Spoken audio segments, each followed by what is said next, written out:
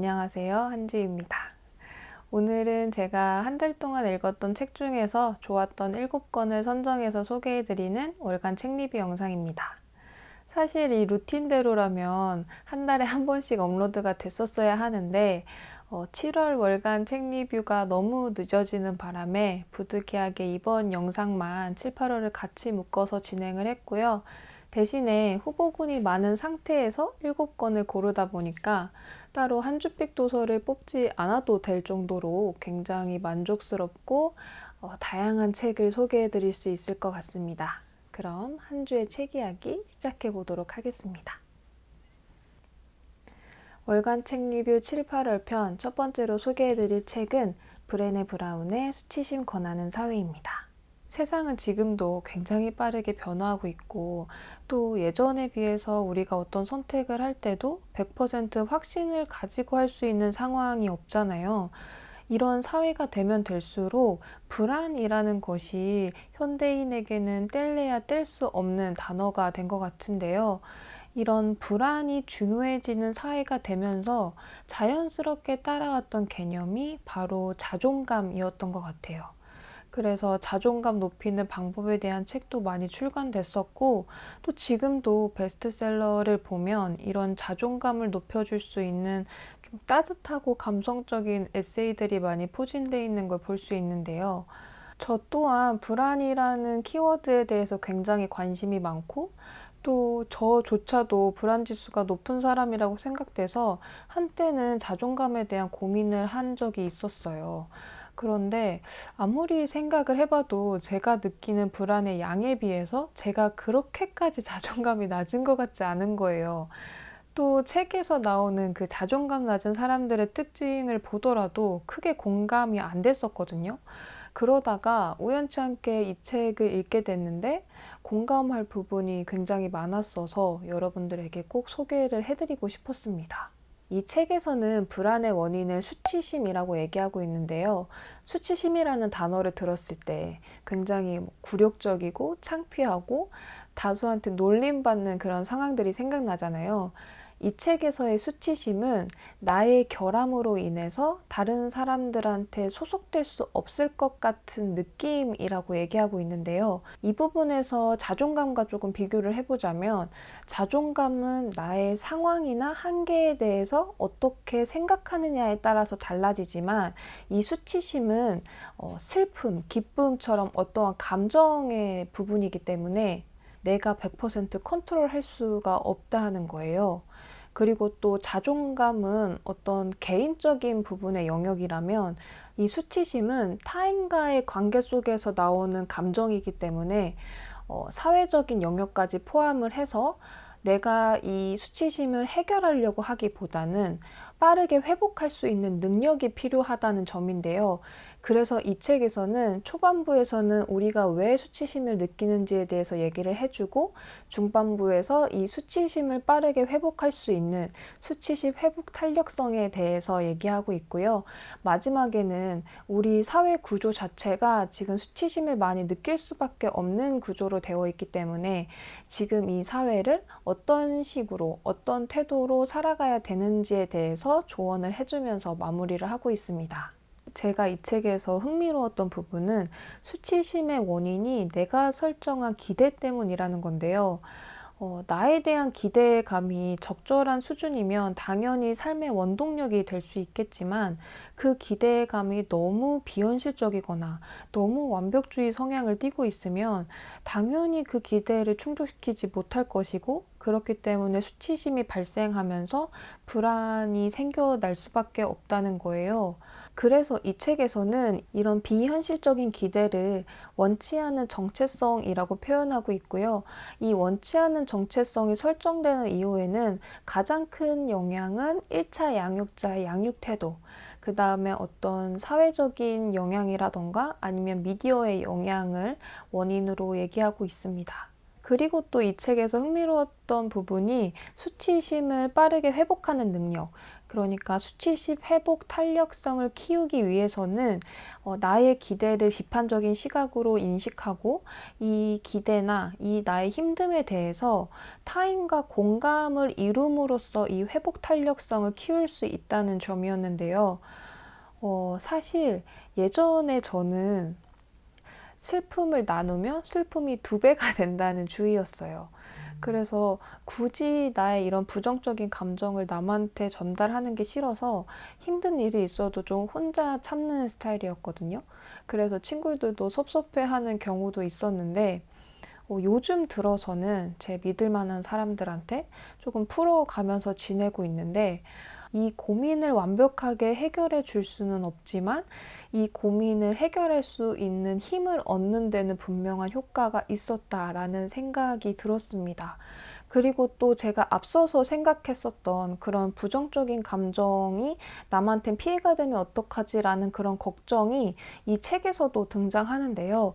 이 책의 작가님은 고민을 들어주는 입장에서도 다른 사람들은 이런 점에서 힘들어 하는구나. 나와는 또 다른 힘듦이 있구나. 이런 것을 인지하면서 들어주는 사람도 역시나 수치심 회복 탄력성을 같이 키울 수 있다라고 얘기를 합니다.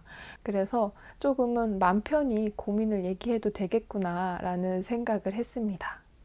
이 책에서는 수치심을 회복하는 방법으로 공감을 내세우고 있기 때문에 책의 대부분이 어떤 진정한 공감을 이룰 수 있는 방법이라던가 그런 예시들이 많이 나와 있어요.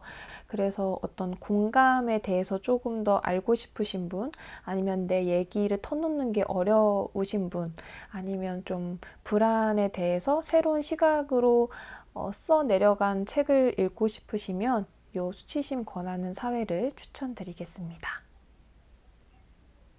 2번째 책은 레슬리 제이미슨의 공감 연습입니다. 앞서 소개해드린 수치심 권하는 사회를 읽으신 분들이라면 공감 연습이라는 책을 연달아 읽으시는 걸 추천드리는데요. 저도 수치심 권하는 사회를 읽고 나서 공감이라는 것에 대해서 조금 더 깊게 쓰인 책이 읽고 싶은 거예요.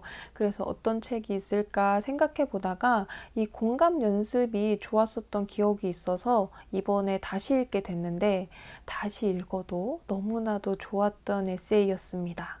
일단 이 책을 쓰신 레슬리 제이미스는 제가 너무나도 좋아하는 에세이스트인데요.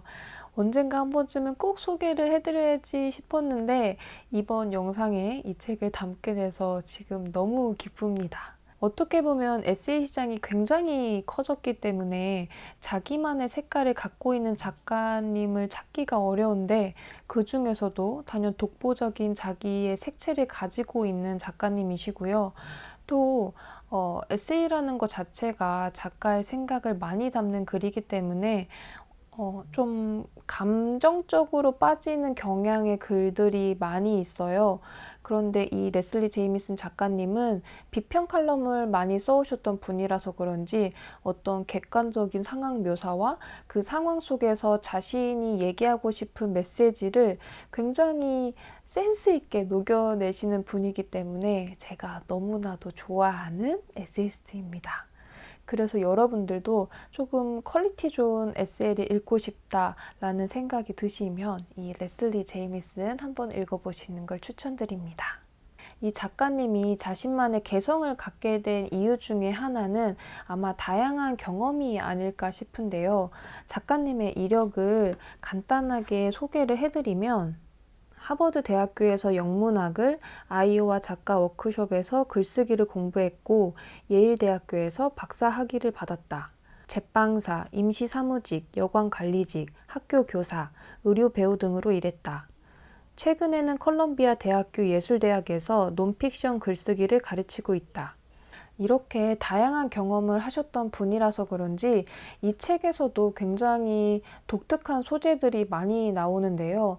예를 들면 공감연습이라는 글에서는 환자 연기를 하는 의료 배우에 대한 경험이 녹아져 있고 또 그 다음 글인 악마의 미끼라는 글에서는 몸속에서 섬유 조직이 생겨나는 그런 희귀병이 등장하면서 그 희귀병에 걸린 사람들이 제대로 된 진단명을 받지 못해서 어떤 불안정한 정체성을 갖게 되는 그런 상황 속에서 공감에 대한 어떠한 메시지를 또 전달해주고 계십니다. 이 밖에도 9편의 에세이들이 더 담겨져 있는데 이 모든 글들이 다 공감이라는 키워드를 관통할 수 있는 글이고 또 글의 순서가 지필의 순서가 아니라 이 공감의 메시지를 점점 증폭시킬 수 있는 순서로 짜여졌다고 해요. 그래서 이 책은 꼭 목차 순서대로 읽어보시는 걸 추천드립니다.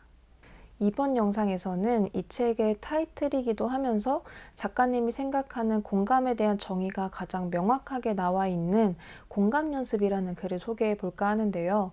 앞서서도 말씀드렸듯이 이 공감 연습은 의료 배우를 했었던 작가님의 경험이 녹아져 있습니다. 이 의료 배우라는 직업도 일반 배우들처럼 어떤 대본을 받는데요. 대사가 적힌 것이 아니라 환자의 어떤 증상이라던가 복약력, 그 환자가 그 병을 어떻게 대하는지에 대한 태도, 아니면 과거의 특이사항들, 또 병의 증상 같은 것들이 쭉 나열되어 있고 그 배우는 이런 대본을 숙지한 다음에 의대생들 앞에서 그 증상을 연기하고 그 환자의 성격에 맞게끔 대사를 치면서 이 의대생들이 잘 진찰하고 있는지 자신의 어떤 증상을 잘 판단하고 있는지에 대해서 점수를 매기는 그런 일을 합니다. 그래서 그 점수를 매기는 체크리스트가 있는데 그 체크리스트 중에서도 작가님은 31번째 항목에 대해서 좀 집중적으로 얘기하고 계시는데요. 이런 의미에서 공감은 단지 체크리스트 항목 31번, 나의 상황, 문제에 대해 말로 표현된 공감으로 측정될 뿐 아니라 내 경험을 얼마나 철저하게 상상했는지 가늠하는 모든 항목으로도 측정된다.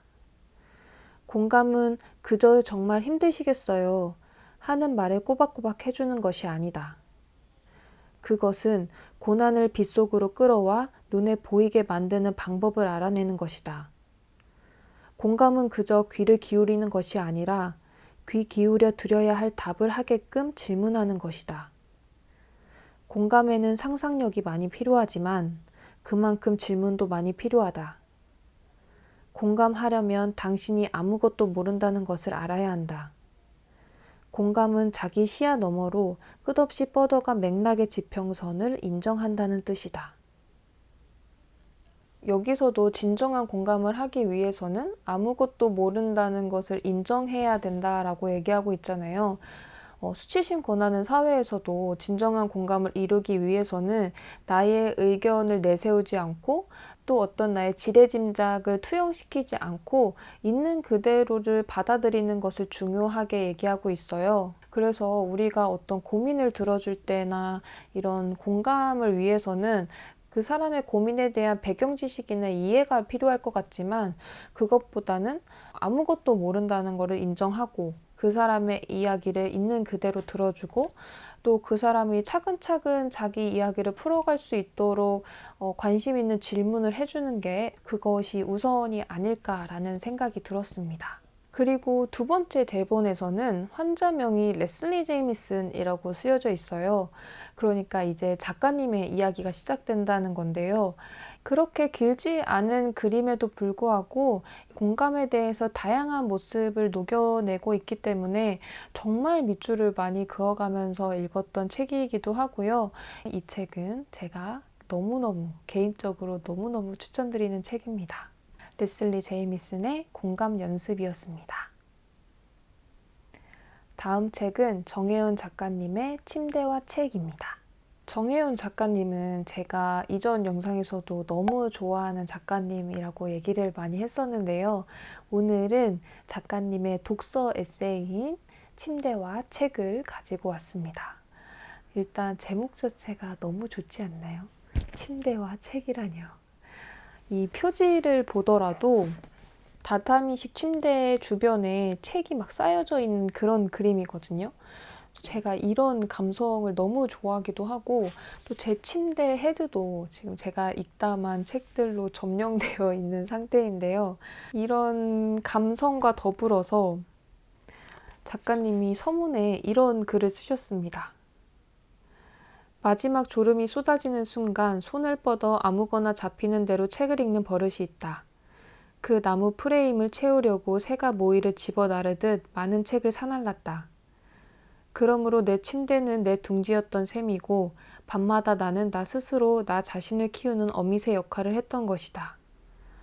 옆으로 누워 책을 읽다가 가끔 골반 한쪽이 내려앉을까봐 자세를 바꾸는 것 말고는 오로지 눈동자만 움직이는 그 시간이 내 내장 지방이 쌓이는 시간이었던 동시에 내가 간신히 인생의 해답을 얻어가는 시간이기도 했다. 이런 분이 쓰신 독서 에세이면 얼마나 좋겠습니까? 제가 너무나도 좋아하는 책이기도 하고 힘들 때마다 생각날 것 같은 책이기 때문에 여러분들에게 소개를 해드리기 위해서 세 번째 책으로 가지고 왔습니다.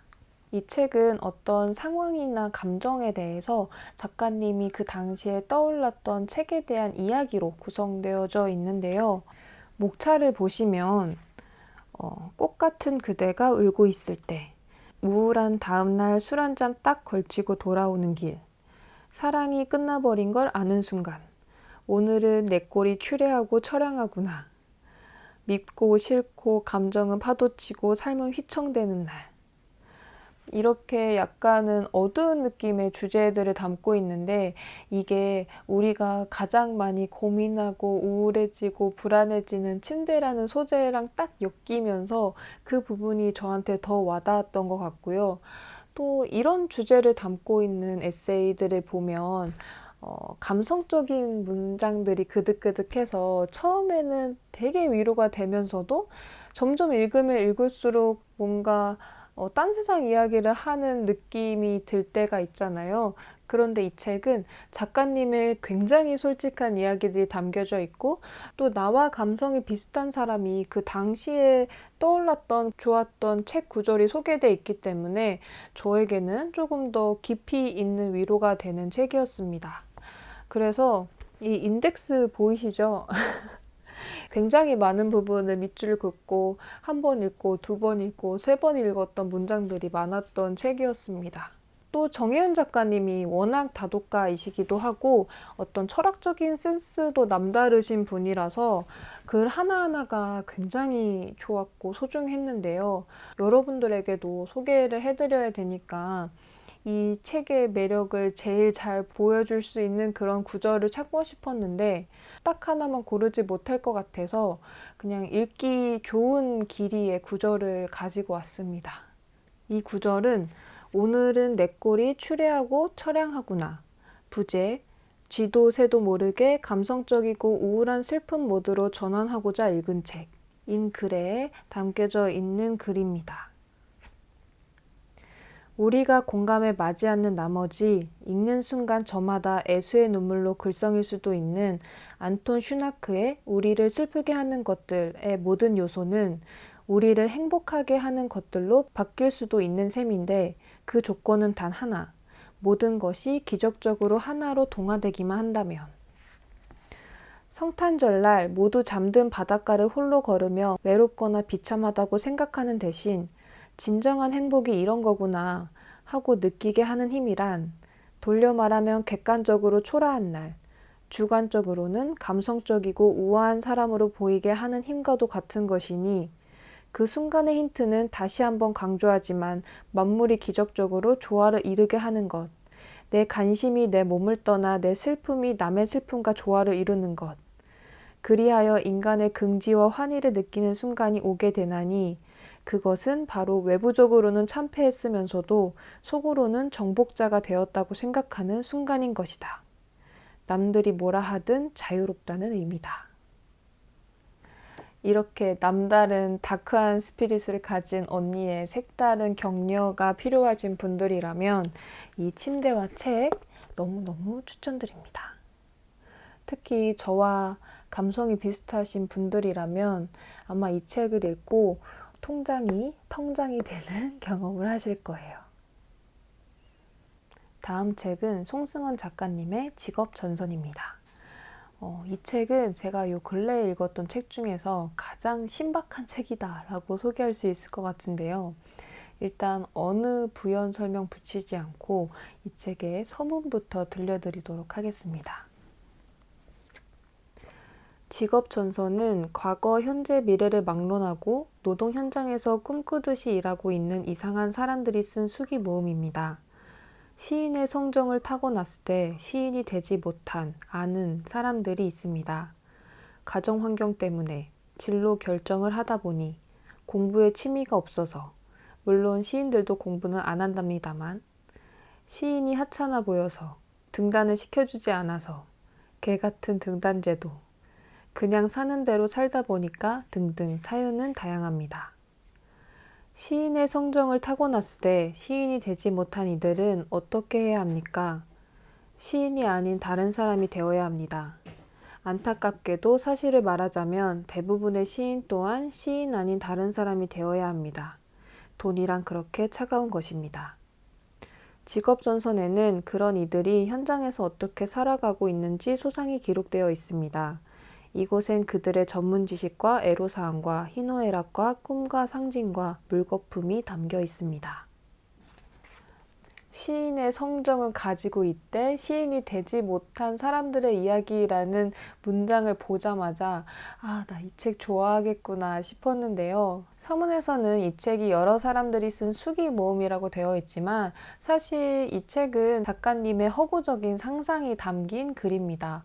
그런데 신기했던 건 분명히 한 분의 작가님이 쓰신 글임에도 불구하고 각 직업마다 가지고 있을 희노애락이 굉장히 재치있게 담겨 있어서 연신 작가님의 센스에 감탄하면서 읽었던 책이었는데요. 특히 블랙 코미디 장르를 좋아하시는 분들이라면 아주 이 책 너무나도 사랑하실 것 같습니다.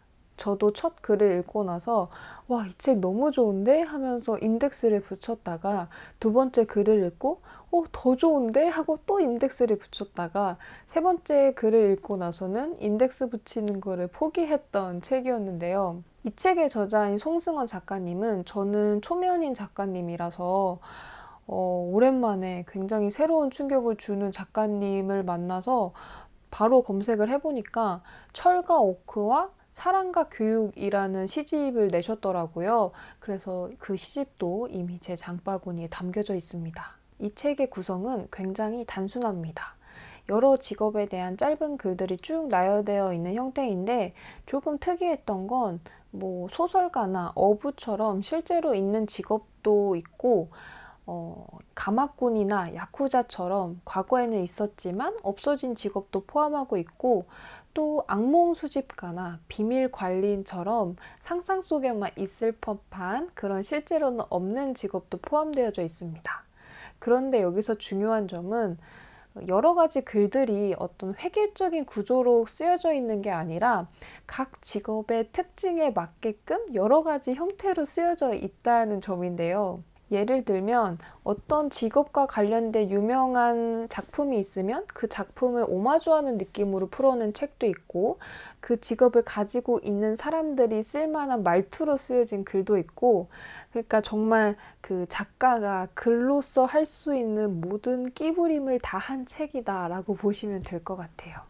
그래서 위트 있는 글도 있고 슬픈 글도 있고 우픈 글도 있고 굉장히 여러 가지 분위기의 글들이 담겨 있어서 지루한 줄 모르고 읽었던 책이기도 하고요.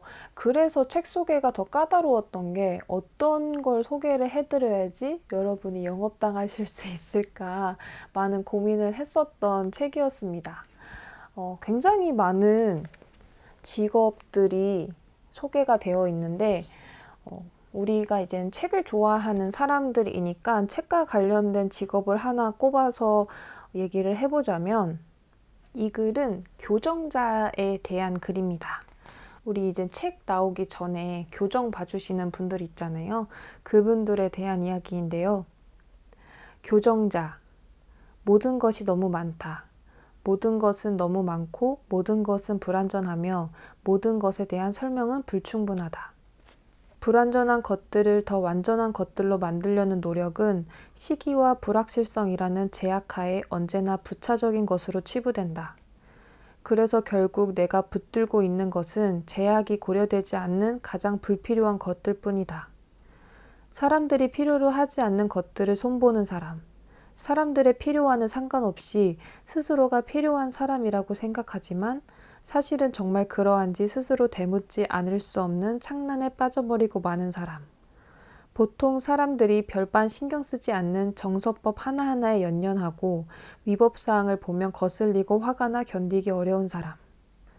언어법은 지키기 위해 있는 것이며 언어가 있다면 언어법도 당연히 존재하는 것이라고 생각하는 사람이기보다는 차라리 법기계에 가까운 자.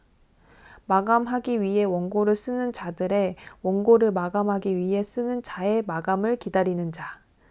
즉, 그러한 잡다하게 필요한 불필요의 장인.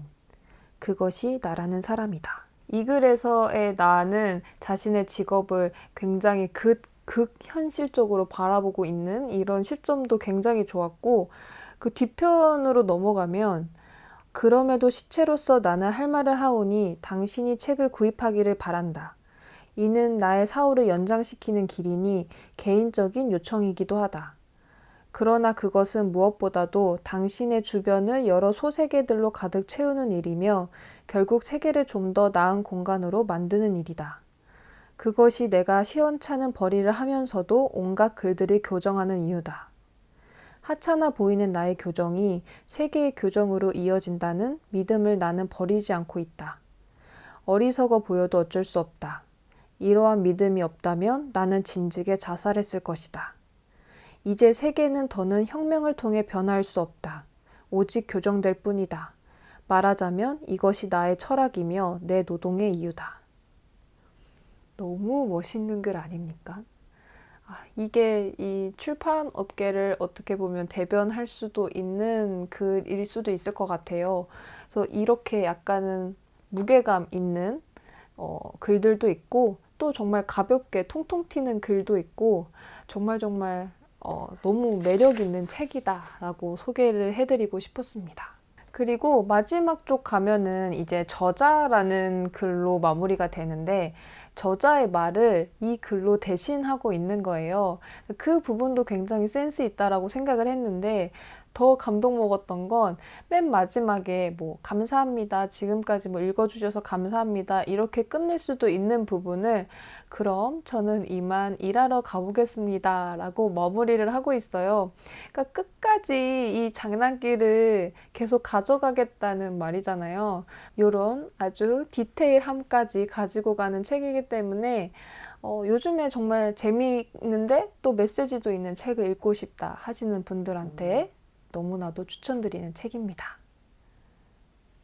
다음 책은 이즈미 마사토의 부자의 그릇입니다. 제가 새로운 거 하는 것도 좋아하고 관심 있는 분야도 넓은 편이라서 깊진 않지만 살짝 발 담그고 있는 분야들이 넓은 편이거든요. 그래서 새로운 사람을 만난다던가 아니면 새로운 모임에 가더라도 대화 주제에 대해서 그렇게 고민을 해본 적은 없었어요. 그런데 이런 저도 입 다물게 하는 주제가 하나 있는데요. 그게 바로 경제입니다.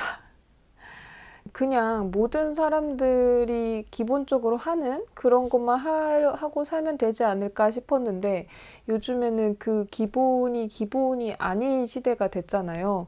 그래서 이러면 안 되겠다 싶어서 경제신문을 구독하기 시작했는데 한 기사를 읽는데도 모르는 경제 용어들이 막 쏟아져 나오니까 하나 읽는데도 굉장히 오랜 시간이 걸리고 또 흥미도 점점 잃어가더라고요. 아직까지는 내가 이 단계가 아니다. 일단은 경제 교양서부터 읽어가면서 흥미를 좀 붙이고 이래보자 라고 생각을 해서 밀리의 서재를 들어가 봤죠.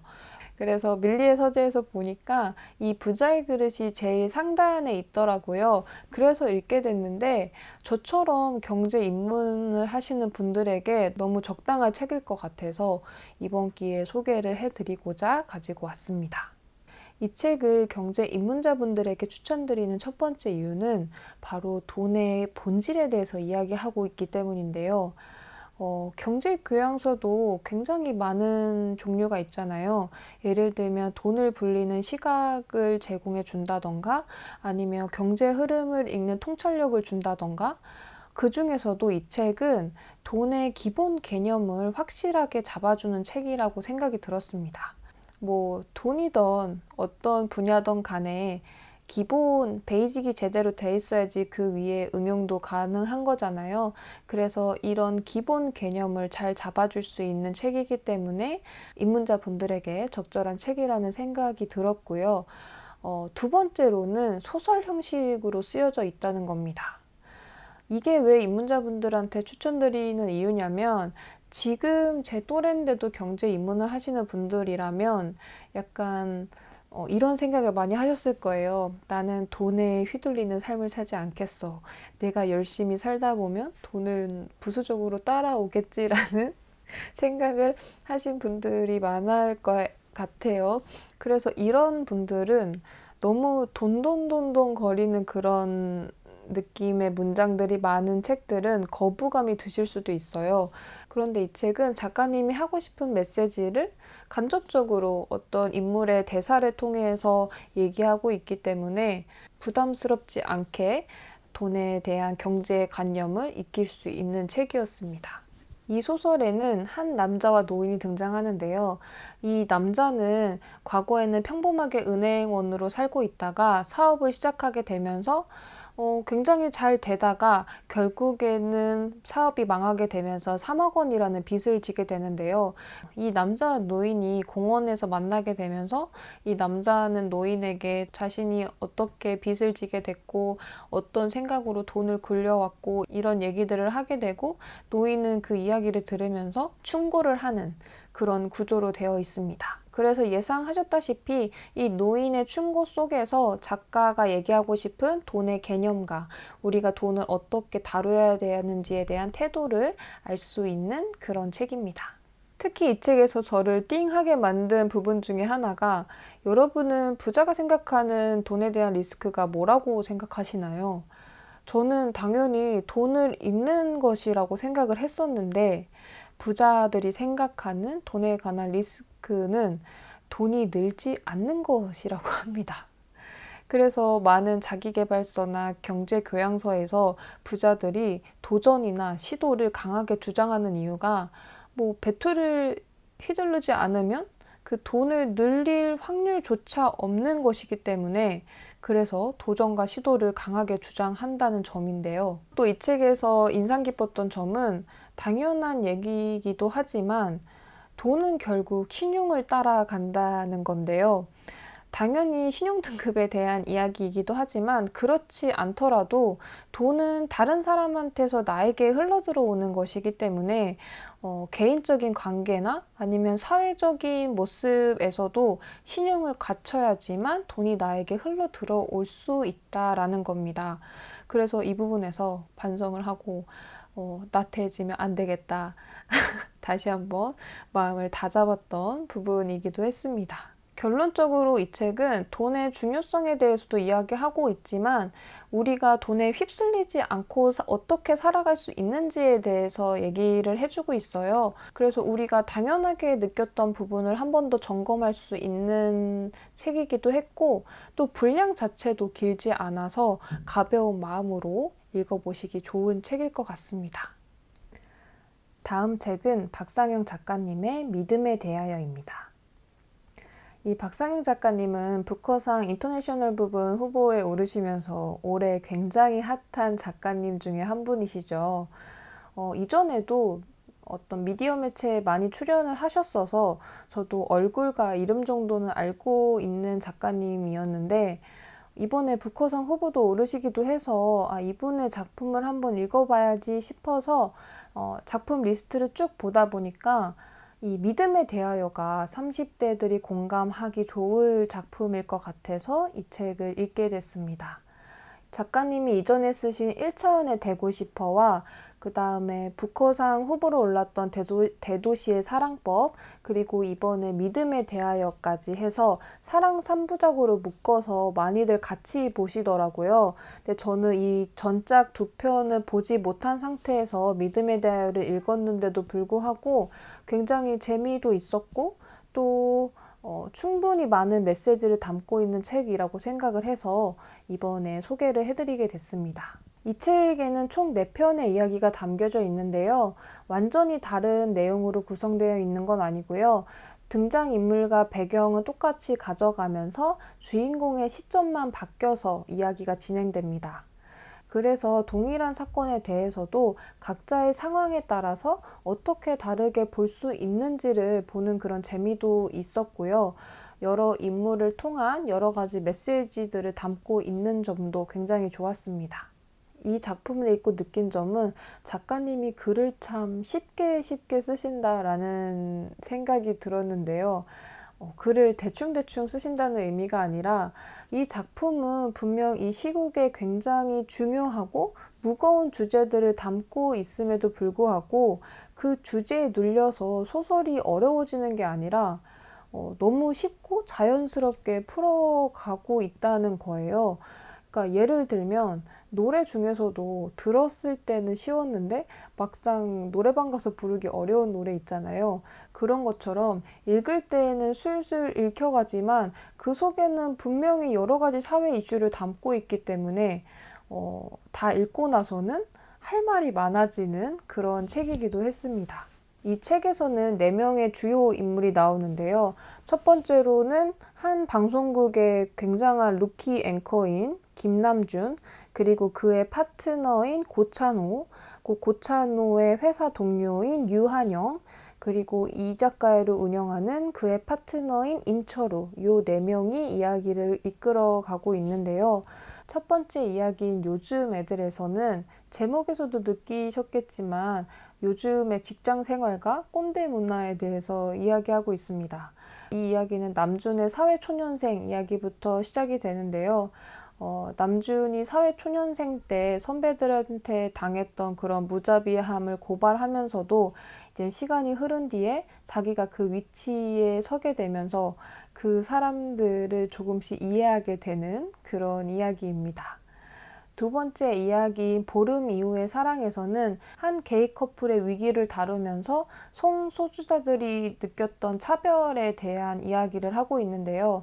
특히 이 소설은 2020년도에 이태원발 코로나 집단 감염 사태를 모티브로 한 소설이라서 그때 당시에 성소수자 분들이 굉장한 혐오와 질타를 받았었잖아요. 그래서 그런 사건들을 굉장히 사실적으로 묘사를 하면서 우리가 한 번 더 그 부분에 대해서 생각할 수 있게끔 해주는 그런 소설이었고요. 세 번째 작품이 우리가 되는 순간에서는 직장 생활에서의 우리라는 의미와 결국에는 또 이 우리가 해체되어가는 과정을 그린 작품인데요. 요즘에 많은 기업에서 수평 문화를 지향하고 있고 또 자율적인 분위기를 위해서 직급으로 부르지 않고 어떤 님, 씨 아니면 영어 이름을 부르는 그런 문화들을 많이 도입하고 있잖아요. 그런 문화들이 시작되기 시작하면서 발생하는 여러 가지 문제들을 잘 그려낸 작품이라고 생각해요. 그래서 저도 굉장히 많은 부분을 공감했던 작품이었고 이 4개의 작품들 중에서 가장 재미있게 읽었던 작품이기도 합니다. 예를 들면 이런 문화를 도입한다는 것 자체가 더 좋은 결과물을 배출하기 위한 행위들이잖아요. 그래서 이제 젊은 친구들은 일의 효율을 높이기 위해서 자유롭게 일을 하는데 그 이전 세대 분들은 그 모습을 보면서 자기와는 다르게 살아가는 그 모습을 보고 조금은 안 이롭게 보는 시선도 있는 거죠. 그래서 이런 것들이 정말 지금 직장 생활 내에 분명하게 존재하고 있는 시선들이기 때문에 너무나도 극현실적이었다라는 생각이 들었습니다.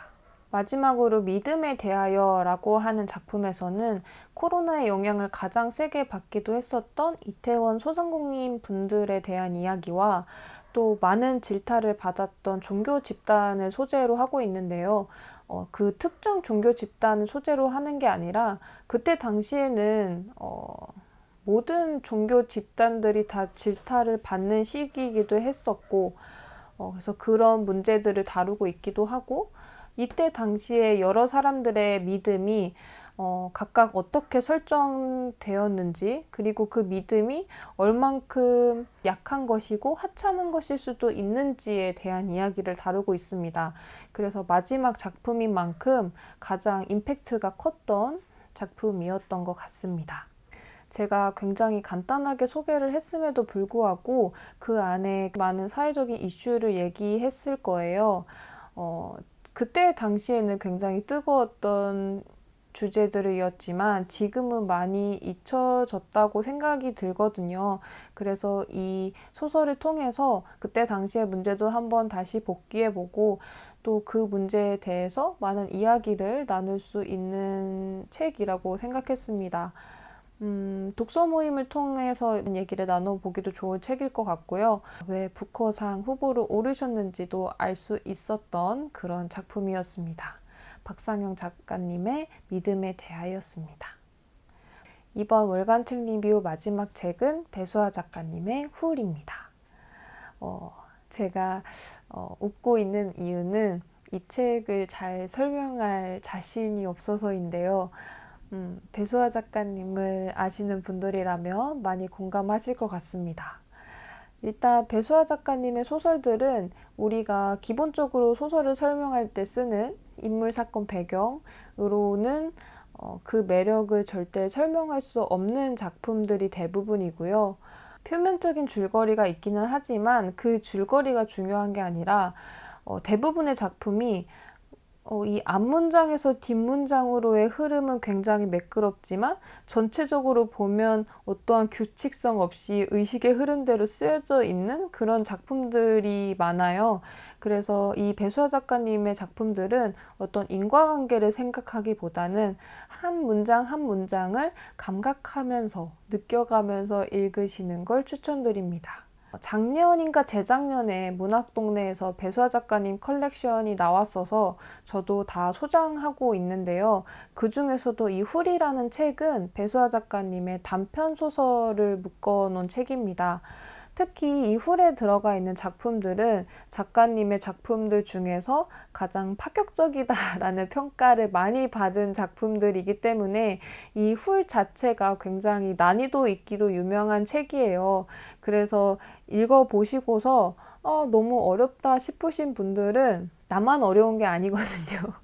그래서 조금 편안한 마음으로 읽어보셨으면 좋겠고, 앞에서도 말씀드렸다시피 분석하려는 마음을 내려놓고 읽으시면 너무나도 멋진 문장들을 많이 만날 수 있는 작품이기 때문에 조금은 어렵지만 그래도 이번 월간 책 리뷰 마지막 책으로 가지고 오게 됐습니다. 이 책에서는 회색시, 훌, 양곤에서 온 편지, 맞잠 방향으로, 집돼지 사냥, 시치, 우이동 요렇게 7편의 작품이 실려 있는데요. 그 중에서도 저는 회색시라는 작품을 제일 좋아하는데 왜냐하면 어떤 인간의 본능적인 감정을 제일 잘 그린 작품이라고 생각이 들었어요. 그래서 밑줄 치인 부분도 굉장히 많은 작품이었고요. 특히 배수아 작가님은 어떤 눈으로 읽어가는 것도 중요하지만 낭독을 했을 때 그 문장의 분위기도 굉장히 중요하게 생각하신다고 해요. 그래서 이번 월간 책 리뷰는 제가 회색시에서 좋았던 구절을 쭉 낭독하면서 마무리를 해볼까 합니다. 그래서 먼저 마무리 인사를 드리고요. 이 배수아 작가님의 멋진 문장들도 끝까지 들어주셨으면 좋겠습니다. 지금까지 긴 영상 봐주셔서 너무 감사하고요. 그럼 낭독 시작하도록 하겠습니다. 아무런 특별한 이유도 없이 과거의 어느 사소한 순간이 생각날 때가 있다. 과거는 주로 미래의 한순간과 강하게 연결되는데 예를 들자면 죽음이 떠오르면서 동시에 과거의 어느 한 장면이 자연스럽게 그러나 아주 당연히 그래야만 한다고 주장하듯 그 모습을 나타내는 것처럼 말이다. 그런데 모습을 드러낸 과거의 사건은 이미 망각되어 버린 것이거나 혹은 너무나 사소하고 무의미해서 미래의 어떤 순간과는 전혀 아무런 연결고리를 갖지 않은 채 독립적으로 존재하듯이 보인다. 그 과거의 사건들은 인생의 비밀을 알려주려는 암시였을까? 그것이 암시였기 때문에 어느 날 우리의 의식을 비집고 들어오는 것이 아니라 우리의 의식이 무심코 갈망한 우연이기 때문에 미래의 어느 날 그것은 암시가 되는 것이리라. 시간이 흐를수록 과거의 장면들이 낯설어지고 그 진위가 의심스러워지는 것에 반해서 앞으로의 일들은 점점 더 은밀하게 친숙하고 다정해지며 낯설지 않는 깊은 이야기를 갖게 되었다. 그리고 미래의 일에 대해서 마치 그것이 이미 완료되어 지나가 버린 것인 양 과거 시제를 사용해서 말하는 것이 어색하지 않았고, 분명히 아직 겪은 것이 아님에도 불구하고 그것들은 전부 다 잘 알고 있는 것처럼 자연스럽게 생각되기도 했다. 간혹 나는 미리 그것들을 용서했으며 아직 만나지도 못한 것들과 이별하기도 했고 사랑하기도 전에 실증을 내기도 했다. 말 그대로 나는 때때로 미래의 일을 기억하곤 했다. 그에 비해서 과거의 시간들이 상대적으로 훨씬 더 모호해지고 비현실적으로 되어가는 것은 이상한 일이다. 그렇게 예언된 모든 과거가 피할 수 없는 성격의 하나로 일종의 죄의식이 있다. 오랜 시간 나를 괴롭혀 오던 시간의 무게는 그것 때문이었다. 아마도 그런 죄의식과 회피가 모든 과거의 시간들을 더욱 비현실적인 것으로 만들어버리는 원인처럼 보인다. 선명한 채로 남아있다면 너무나 괴로울 테니 말이다. 이런 과정들을 통해서 과거는 어떤 특정하고 기억에 남을 만한 사건이 아니라 단지 사건들이라고 표현되는 추상의 형태가 되어갔다. 죄의식에 대해서 잠시 다시 이야기한다. 지나간 시간이 그 내용과 관계없이 결국은 수치이자 죄의식일 수밖에 없다는 것을 나는 나이 들어 늙게 되면서 비로소 깨우쳤다. 그것의 시작은 행복하다고 느껴보지 못했다는 인식에서 출발한다. 행복하지 못하다는 감정이 죄의식과 연결되는 것은 무엇인지 모를 막연한 자신의 과실로 인해 다시는 돌아오지 않을 어느 순간들을 그대로 헛되게 흘려보냈다는 과도하게 예민한 책임감에서 기인한다. 혹은 행복하지 못하다는 그 소심하게 겁먹은 비굴함의 원인이 바로 자신에게 있으리라는 지레짐작 때문이다. 내가 늙기 전에는 그것이 단지 개인사의 불행의 문제로고만 생각했다. 그러나 시간의 계단을 점점 더 많이 내려오면서 죄의식은 그 자체가 곧 과거의 보편적인 거울이라는 것을 알게 되었다. 심지어 개인적으로 가장 축복받는 어느 순간에 빛나는 기억조차도 그것이 과거의 것이 된 이상 수치나 죄의식일 수밖에 없는 어떤 것으로 변해버린다. 그 수치는 어리석음에 관한 것이고 무지와 경솔함에 대한 도덕적인 수치이며 필연적으로 자신과 세상에 대한 깊은 환멸과 회의로 종결된다. 수치의 쌍둥이이자 더욱 견고하고 지속적인 형태의 죄의식은 개인의 독특하고 개별적인 행위의 내적 결과가 아니다. 그것은 인간의 근원적인 감각기관에서 효소처럼 비밀스럽게 분비되어 배출되는 일 없이 일생 동안 조금씩 쌓이는 매우 비선택적인 물질이다. 그러므로 인간이 일생 동안 어떤 윤리적인 판단의 기로에서 어떤 선택을 했다 할지라도 죄의식, 그것은 피해 갈 수 있는 것이 아니다. 스스로 결백하다고 생각하는 사람들은 단지 그것을 받아들이는 감수성이 둔할 뿐이다. 아무런 외관상의 흠 하나 없는 인생을 살았다 할지라도 영원한 죄의식에 시달리다가 죽어간 사람들은 나는 알고 있다.